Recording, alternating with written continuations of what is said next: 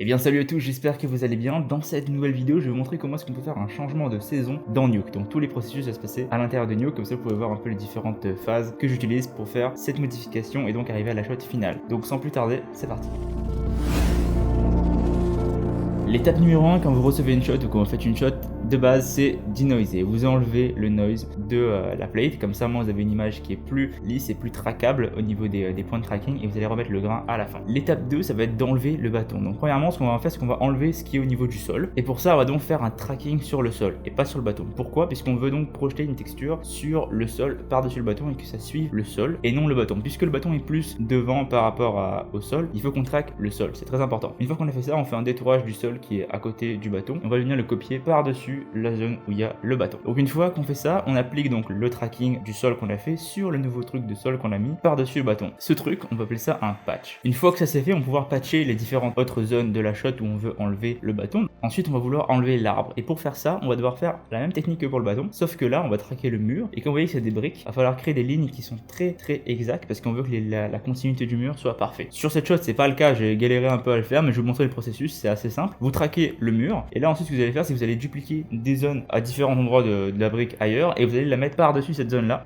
en changeant un peu la perspective du plan des briques pour pouvoir matcher en fait la perspective du mur. Et ensuite à la fin, une fois que vous avez fait tout ça, vous allez juste prendre une node de Rotopaint et venir peindre les petits bouts qui dérangent à droite à gauche pour venir fixer en fait la transition entre le vrai mur et celui qu'on a rajouté, donc la patch de mur qu'on a rajouté. Avec le Rotopaint, on vient juste peindre un tout petit peu par-dessus les différents endroits qui pour des petits pops et qui viennent gâcher l'illusion. On va venir répéter le même processus pour les petits escaliers qui sont en bas et notre cleaning est terminé. On a donc enlevé le bâton plus l'arbre en plein milieu de la shot et donc l'escalier. Donc c'est une technique qu'on utilise pas mal au cinéma quand on fait du rotopaint et beaucoup du paint quand on enlève des shots. Là j'ai fait ça très rapidement donc c'est pas la meilleure technique du monde. Et en production, en gros, une fois que l'artiste a fini sa shot et a fini son paint comme ça, on envoie ça donc au lead ou au tech check qui va venir vérifier s'il n'y a pas d'erreur au niveau de l'alpha, s'il n'y a pas trop de trucs qui bug, s'il y a bien la zone qui est nécessaire, qui est utilisée, etc. Donc il y a un autre processus de vérification après votre travail. Si c'est pas bon, il vous le renvoie, il vous donne des notes de quoi changer et ainsi de suite, et vous travaillez, vous l'envoyez, etc.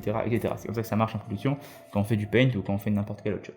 Maintenant, on va donc passer à l'effet principal qui est donc mettre la neige. Comment est-ce qu'on rend tout ça blanc? Et bien c'est très simple, vous allez voir, on va utiliser la technique qu'on utilise entre guillemets en fond vert, c'est-à-dire le keying. Donc on va prendre la shot qu'on a qui est déjà paint maintenant, donc on va prendre le résultat du paint et on va venir appliquer un keyer. Donc un keyer, on va pouvoir en fait enlever des valeurs. Et lui on va lui dire ok, prends les valeurs de blanc, prends toutes les valeurs qui sont les plus blanches de la shot, garde un peu de gris, comme ça au moins on va voir, si on regarde l'alpha, on voit qu'on a donc un peu de blanc et un peu de gris et enlève tout ce qui est sombre. Une fois qu'on a ça, j'en fais un deuxième pour être encore plus précis, pour avoir des points blancs plus blancs que ceux qui sont gris, vous allez voir pourquoi. Et ensuite, je vais lui dire, tu vas prendre un shuffle. Donc un shuffle, c'est une node pour pouvoir en fait, dans notre cas, ça va dire, je vais pouvoir dire à ce node là de prendre tout ce qui est dans le filtre RGB et de le mettre dans l'alpha. C'est-à-dire que là actuellement, quand on a fait un keyer, lui il va keyer et enlever tous les trucs qui sont trop blancs ou trop noirs. Il va enlever donc, il va garder juste le blanc pardon, et il va le mettre dans l'alpha. Lui, ce que je lui dis maintenant, c'est que tu prends tout ce qui sort du key, tu prends le RGB et tu le mets dans l'alpha. Comme ça au moins tout ce qui est visible, donc vraiment le blanc qui est visible qu'on a extrait devient la couleur et non seulement l'alpha. Une fois que j'ai fait ça, j'applique donc sur ma vidéo principale avec un screen, donc un effet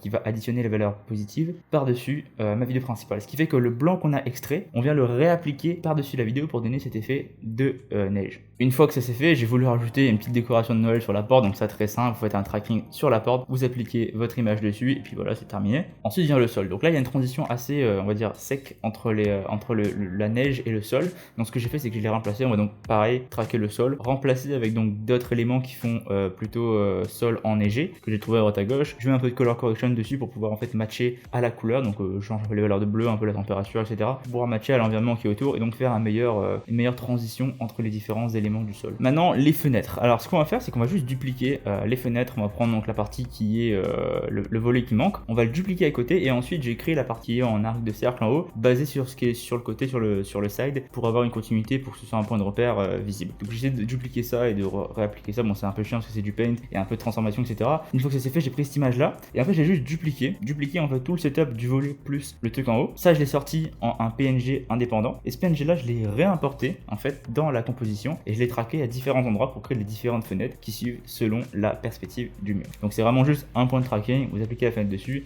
et c'est terminé. Ensuite viennent les petits arbres. Donc les petits arbustes, c'est très simple, vous allez voir, ça a l'air assez gros comme setup, mais c'est vraiment simple. Il faut juste prendre un petit arbre arbustes que j'ai trouvé sur Adobe Stock, je pense. J'ai fait un peu de color correction pour que le vert en fait soit assez sombre et qui matche la végétation qui soit autour, et le blanc un peu plus prononcé pour qu'il matche aussi la neige qui soit autour. Une fois que ça c'est fait, je vais venir baisser l'exposition un tout petit peu et je vais venir créer un peu un effet de shadow, un effet d'ombre au niveau du sol et au niveau du bas du sapin pour pouvoir en fait créer cet effet de contact avec le sol. C'est un peu comme une ambiance d'occlusion mais fait en comp. Donc une fois qu'on a ça, on va juste dupliquer notre setup avec le petit arbuste et on remplace juste la partie qu'on a traquée pour pouvoir avoir l'arbuste dans la bonne position à laquelle il devrait être placé. Dans le fond, je voulais rajouter en fait une espèce de fence.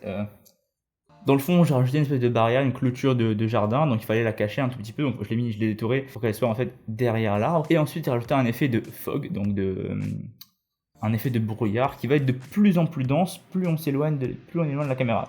Là, ce que j'ai fait, c'est que j'ai juste pris un grade, j'ai monté un peu le lift et le gain, et en fait j'ai fait un masque détouré avec les arbres, etc. derrière, et j'ai dupliqué ça en fait plusieurs fois pour avoir différents niveaux de brume. Plus on s'approche du fond, plus c'est dense, et plus on s'approche de la caméra, moins c'est dense. Ensuite, pour la neige qui tombe, vous avez juste soit sur After Effects, vous faites un effet particulier pour faire la neige qui tombe, soit vous allez chercher une vidéo à l'extérieur, donc sur YouTube, par d'autres de neige qui tombe. Vous la mettez en screen ou en plus sur votre vidéo. Moi, je vous rajoutais des petites bandes noires et un vignettage pour donner plus de côté cinématique à la shot. Et c'est terminé. Vous avez transformé votre shot de printemps en hiver ou n'importe quel autre shot que vous avez fait. Peut-être qu'à mon avis, je ferai vraiment des tutos node par node pour expliquer comment faire, mais c'est vraiment long à expliquer vraiment étape par étape. Donc, je vais vous montrer un peu le survol du processus. Et en tout cas, j'espère que ça vous a plu. Si vous avez des idées pour la fin d'année qui arrive ou pour l'année prochaine de shots à faire ou de trucs à expliquer, faites-moi part dans les commentaires. N'hésitez pas à liker la vidéo, à la partager et à soutenir la chaîne en vous abonnant. Et voilà, je pense que j'ai tout dit. La prochaine chose va arriver, je pense, assez vite. On tourne ce week-end, donc le 7 novembre, par rapport à la date où je sors cette vidéo. En tout cas, je vous dis à très bientôt.